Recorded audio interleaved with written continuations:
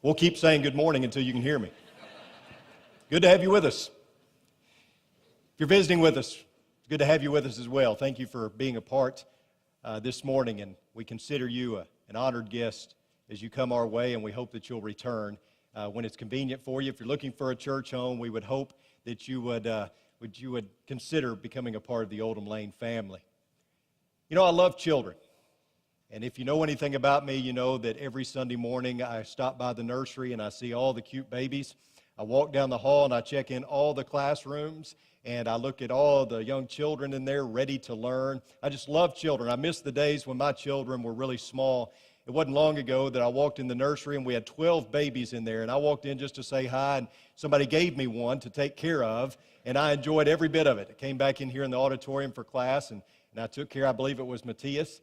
And I got to tell you, I find it somewhat humorous, somewhat comical to watch our young adults deal with their children and deal with the things that I had to deal with when my kids were small.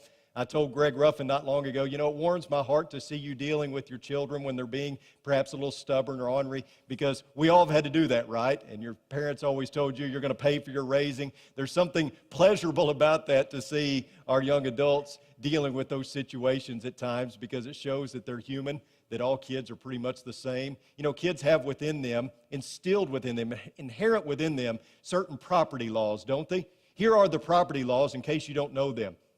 If I like it, it's mine. If it's in my hand, it's mine. If I can take it from you, it's mine. If I had it a little while ago, it's mine. If it's mine, it was never meant to be yours in any way.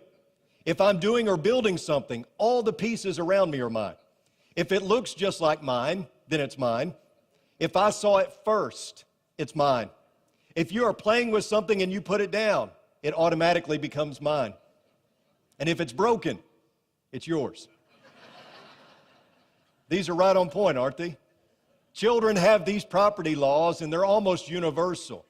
But we understand this about children. We understand that they are inherently selfish. And we understand that they have to be taught that the world doesn't revolve around them. What's sad is when children grow into adults and they never learn how to share, how to understand that the world doesn't revolve around them.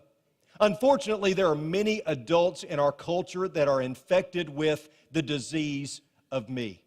I'll never forget, one evening we traveled to Little Rock, Arkansas to have supper, and it was a fairly nice restaurant, and we pull into the parking lot, and it was pretty full. And there was one car backing out that was going to leave their space vacant. There was another car waiting on that space, had his blinker on, was going to pull into that space as soon as the other car left. And as that car backed out and left the space, before the guy could pull in, having his blinker on, ready to do so, somebody else whipped in and stole the space from him. And I watched as the argument ensued. The person got out, the one that had his blinker on got out, and they began yelling at each other. They began fighting, cursing one another, and I thought to myself, what is the one going to say that stole the space?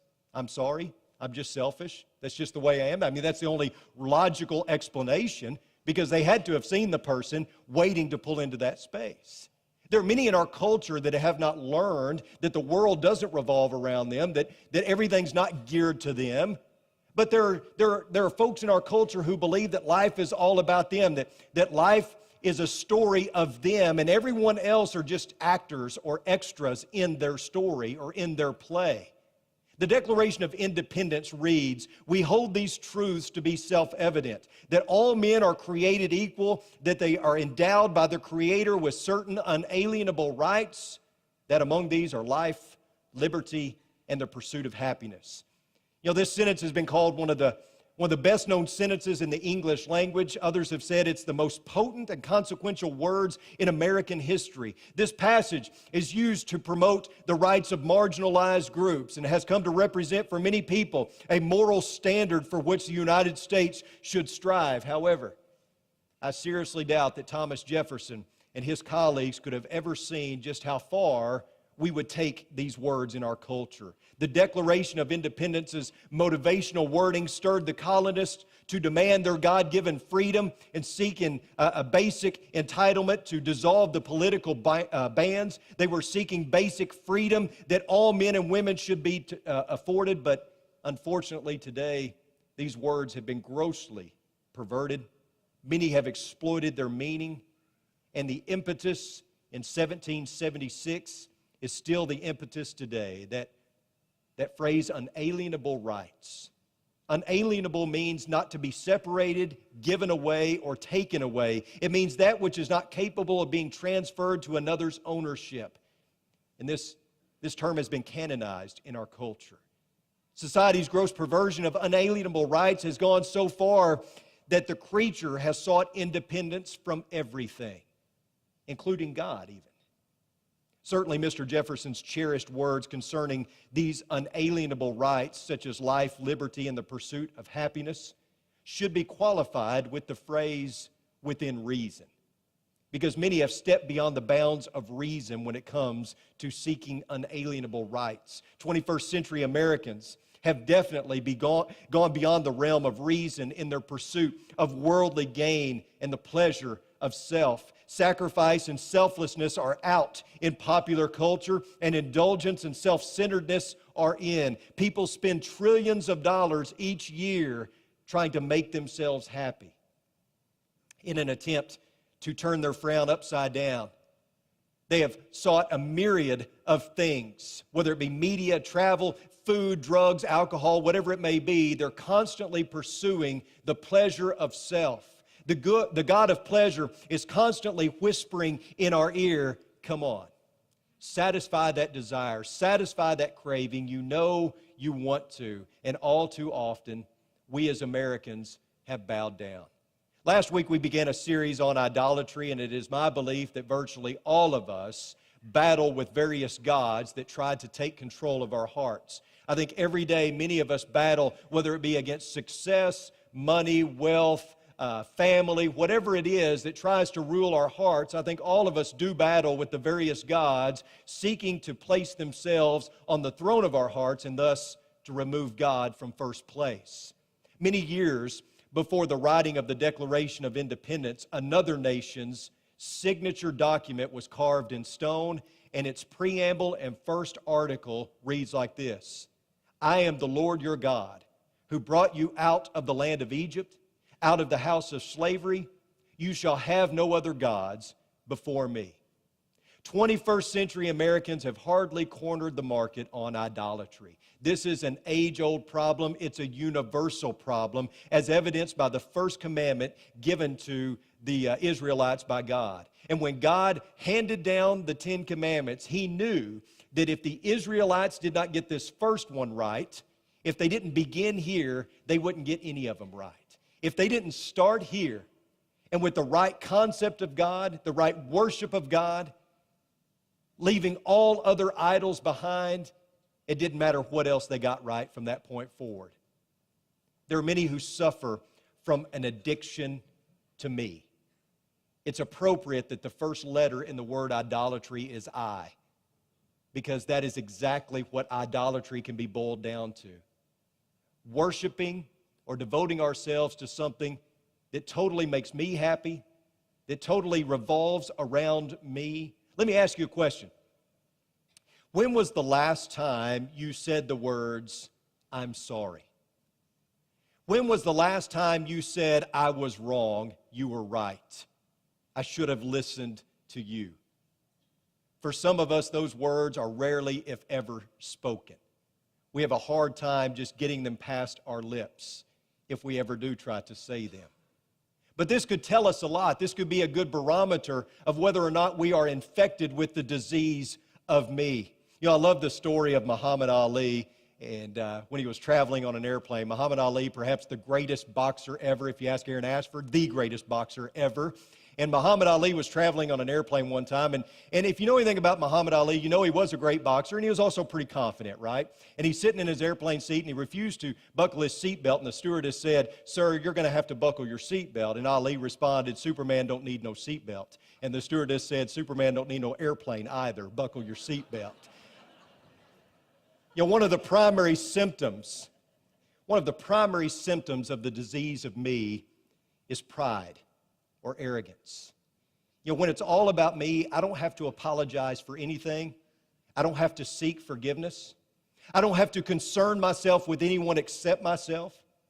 Life is all about me. As we said a moment ago, the world revolves around me.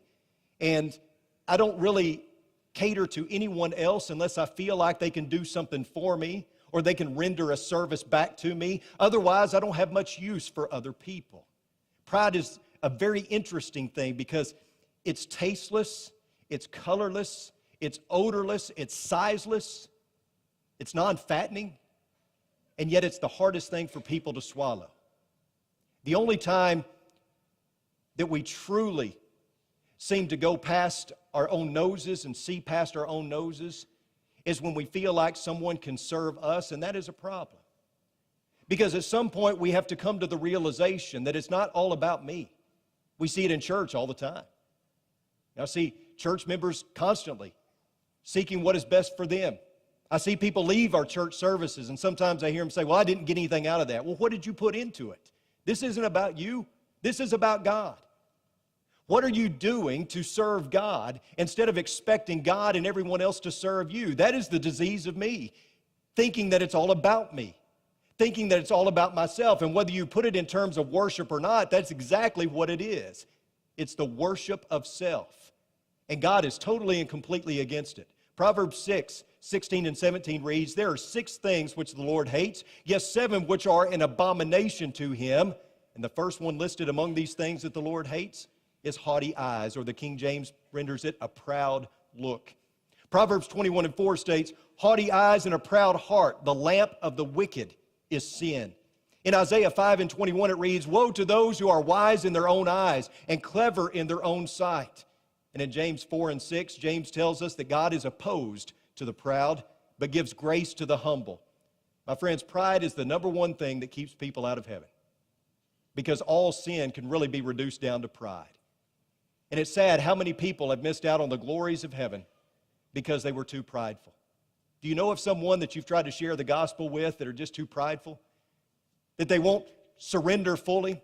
They won't give themselves to Christ because they have too much pride? Sad to say, but many people are consumed with pride rather than being consumed with a faith for Jesus Christ. But you see, when you're prideful, you don't need God.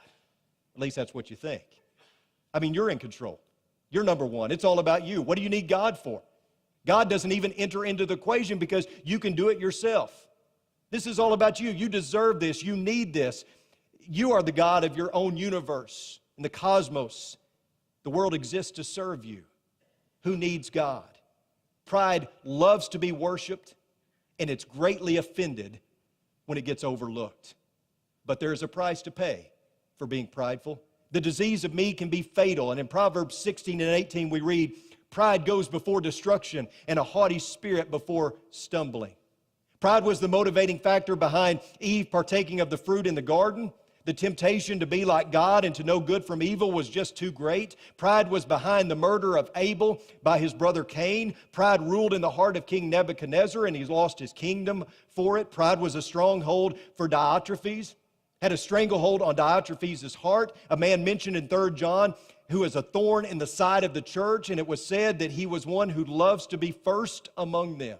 And I'm sure you can think of many others in the Bible who were consumed with pride, and never are they spoken of in a good light. Never are they looked upon by God as saying, "That's the kind of person I want. That's the kind of servant I need." Someone who is consumed with themselves, because that's the perfect servant. Another symptom of the disease of me is insecurity. The God of self is consumed by what others think. This means that the one who is infected is scared to death of failing. When you are your own God, you can't help but be self-conscious. Are you defensive? Do you always read into what other people are saying? Do you get upset at the slightest critique? Do you view a minor suggestion as a personal attack? The God of self cannot handle criticism. He cannot handle equals. He can't handle authority. The one who bows down to the God of self needs other people around them to constantly confirm and affirm who they are. You want to see this in action, just look at the world of Hollywood. You see so many celebrities that are consumed with self. I was reading an article, and I don't know why, please forgive me, the other day about Jennifer Lopez. And in this article, it says that she was doing an event, a benefit for AIDS victims. And this singer and actress demanded a 40-foot trailer in which everything was white. White drapes, white couch, white tablecloths, white lilies, even white food, such as fish. Only plain M&Ms. I guess if you get her peanut M&Ms, heads are going to roll. She also demands a certain type of bottled water, yellow roses with red trim, and her 3 favorite scented candles, the names of which I can't pronounce. She's not the only celebrity that is like this. Mariah Carey used to ask for kittens and doves before every show she did. Rapper Jay-Z takes a cigar roller, a man to roll his own cigars everywhere with him on the road, and Iggy Pop requests a Bob Hope impersonator at every event that he does. This is the disease of me in its full-blown stages. You look at the world of celebrity and you see people who are consumed with an addiction to self. But listen to what is written in Ezekiel 28:2. Because your heart is lifted up and you have said, I am a God, I sit in the seat of gods, yet you are a man and not God, although you make your heart like the heart of God. Why is God so opposed to the proud? Because the proud think that they don't need God. The person who is consumed with self pushes God out of the equation. They don't need God. Unless, of course, they find themselves in a bind or they get in trouble, then maybe they'll turn to God. But God is only there to serve them. They're not there to serve God. My friends, we need to be seeking something more out of life. Instead of relentlessly pursuing ourselves and the satisfaction of ourselves, we need to seek God and we need to pursue God. Instead of turning to mindless entertainment, we need to be turning to God as our source of comfort. Instead of turning to our careers and our accomplishments, we need to be turning to God as our source of fulfillment. Instead of looking toward money and our investments, we need to be looking toward God as our source of security. And instead of looking to worldly consensus and popular opinion, we need to look to God as our source of truth. You see, we're searching for meaning and fulfillment in so many things, and we wonder why we continue to come up empty. Because the world just doesn't deliver. The things of this world that we constantly pursue just don't deliver. We're pursuing things that promise fulfillment, and yet we continue to be unfulfilled. That should tell us something, shouldn't it? Many people are trying to plug into something that they think will turn their light on, and they're disappointed when it does not. Why are extramarital affairs so common in our culture nowadays? Why do people suffer from a midlife crisis? Why are alcoholism and drug abuse constantly on the rise? Why does 9% of adult Americans suffer from depression? Why do 30,000 Americans commit suicide every year? They're finding that the things that they pursue don't give fulfillment a lot of times. Sometimes there's other reasons, but a lot of the times we have people in our culture who are seeking to be fulfilled and are coming up empty because they haven't figured out yet that the things of this world just don't satisfy. They just don't deliver. I want you to notice what is written in Jeremiah chapter 2, starting in verse 11. It says, has a nation changed gods when they were not gods? But my people have changed their glory for that which does not profit. Be appalled, O heavens, at this, and shudder. Be very desolate, declares the Lord. For my people have committed 2 evils. They have forsaken me, the fountain of living waters, to hew for themselves cisterns, broken cisterns that can hold no water. Now think about that for just a minute. Who would dig a broken cistern when there is living water, when there is a crystal stream flowing right beside them? When they could get water from this crystal stream, why would they build a cistern in the ground. You know what a cistern is? Back in Bible times, a lot of times they would dig a hole in the ground and they would line that hole with brick or some sort of plaster in order to hold water so that could be a source of water for them. But a lot of times these cisterns would break. They would crack, they would break, and even if they didn't break, the water would become stagnant pretty quickly and it would be unfit to drink. Who would resort to digging a broken cistern, to creating a broken cistern when there's living water, when there's a crystal stream right beside them to draw from? But that's the ridiculousness of idolatry. We choose a broken well with poor quality of water when there is living water right in front of us. We look to something or someone else to do what only God can do. Are you drawing water from a broken cistern?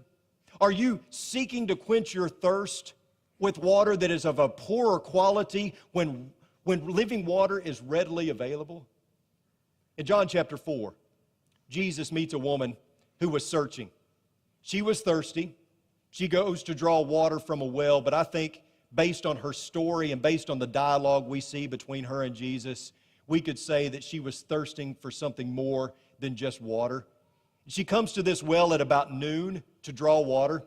History tells us that there was a well closer to her village, that she walked a further distance to go to this particular well, and it makes you ask why. Perhaps she didn't want to endure the judgmental stares, the whispers, as she had a lot of baggage, as she had a lot of so-called controversy surrounding her. And as she comes to draw water, she meets Jesus, and he says to her simply, "Give me a drink." And recognizing that he is a Jew, she's somewhat taken aback because Jews were not in the habit of asking Samaritans, especially a Samaritan woman, for a drink of water. In fact, according to the Jews, drinking after a Samaritan would render one unclean. But to Jesus, her image was nothing, but her thirst was everything.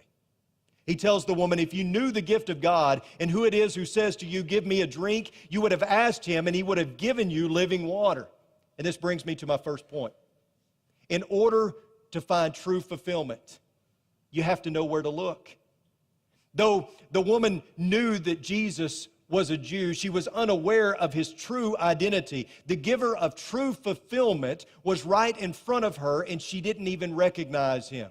If we want something better, we have to go somewhere else. You've heard me say over and over again, you can't keep doing what you've always done and expect different results. If you are searching for something to fulfill your life, to give your life meaning and significance, and you're constantly coming up empty, then may I suggest to you that perhaps you're going to a broken cistern rather than the true source of living water. This woman had to understand that living water was standing right in front of her. The source of living water was right in front of her. Jesus was offering her something different. He was offering her water of a better quality. In essence, he was telling her, you don't have to keep coming here. In order to find true fulfillment, we not only have to know where to look, but we have to know what to look for. Jesus is trying to bring about a shift in focus with this woman. He's trying to show this woman that she's looking for spiritual satisfaction through physical means. The physical water from the well was only a metaphor for her life. She was seeking longing and acceptance in all the wrong places. She was attempting to fill the hole in her heart with the things of the world, but that hole was a God-shaped hole, and Jesus was trying to point that out to her. He tells her, everyone who drinks of this water will thirst again, but whoever drinks of the water that I will give him will become in him a well of water springing up to eternal life. There's only one source, and it is Jesus Christ. He is the source, the giver of living water. Well water could only satisfy this woman's thirst for a short period of time. She was always going to have to keep coming back to this well. Jesus was offering her something different, of a better quality. He was offering her the kind of water that would go undiminished, the kind of water that would bubble up within her soul, continually nourishing her and satisfying her for eternity. In order to find true fulfillment, we also have to know why we need to look.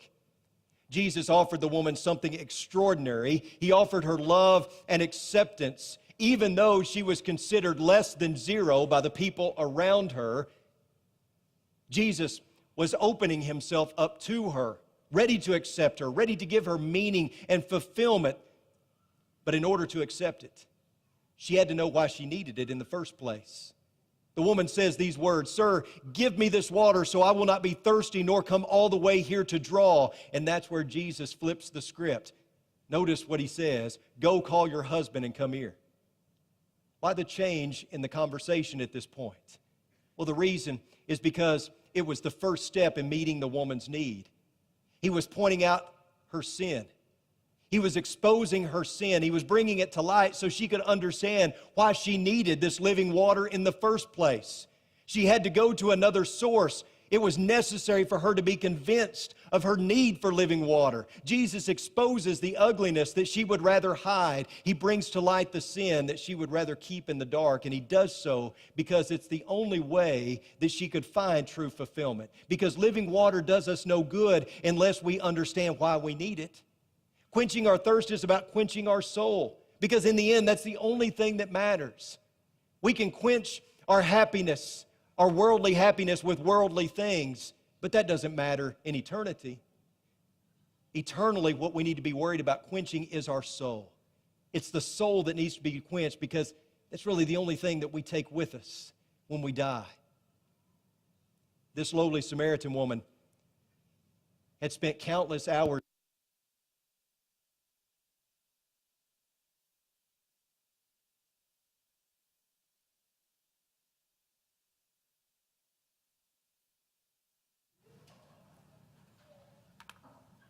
Quenching our thirst is about quenching the soul. And this lowly Samaritan woman had spent countless hours digging cisterns, hoping for just a little satisfaction and fulfillment. But none of those cisterns held any water. Thankfully, she found living water. What Jesus says to this woman, I think he also says to me and you. He says, "Whoever drinks of the water that I will give him shall never thirst, but the water that I will give him will become in him a well of water springing up to eternal life." You know, when my children were much smaller, we decided one evening to kind of splurge, and we went to a very nice restaurant. We didn't do that very often because, quite frankly, we couldn't afford to. But this particular night, we went to a nice restaurant, and I told the kids, "Get anything you want. Order anything you want off the menu." Now, they were small. I mean, they couldn't eat much anyway. And Keeley and Zoe both got steak. But when it came around to Zane, he wanted chicken strips and fries. And I said, "Son, we're at a nice restaurant. You don't have to eat chicken strips and fries. Why don't you get something good? Why don't you get, a steak or something like that?" He said, "I don't want a steak. I want chicken strips." And I said, "Okay." So we eventually got him chicken strips and fries, but that was, I got to admit, a little bit disappointing. I wanted him to experience a juicy steak. We didn't get to have steak very often. I wanted him to experience something a little higher on the hog, right? But he chose something very simple, something you could get at McDonald's. How many of us have the best item on the menu standing right in front of us, and yet we constantly settle for something less? We constantly take a poorer quality when the best is standing right in front of us. And how does God feel knowing that we are settling for something less than the best? How many of us are investing in broken cisterns when a crystal stream of living water is flowing right beside us? I want to ask you this morning, what are you thirsty for? Are you longing for peace? Are you lonely? Are you seeking purpose? Are you longing for acceptance? Are you searching for validation and significance? Do you want something more out of life? Have you reached the point where you realize that the cisterns that you're drawing from are broken or full of stagnant water? And if so, we want to invite you to come. We want to invite you to answer the invitation this morning. Perhaps you're not a child of God and you're ready to put on Christ in baptism. You're ready to have that living water bubbling up within you. You're ready to quench your soul. Well, that's the first step. It's not the only step, and it's not the last step. Baptism's not the goal, it's the beginning. Put on Christ in baptism and begin your daily walk with God this morning. Or perhaps You made that commitment long ago, and your commitment has waned. And perhaps you find that other gods are ruling your life and ruling your heart. Put them in their proper place. Get rid of them if you need to. Get God right, you get everything right. Come now as we stand and as we sing.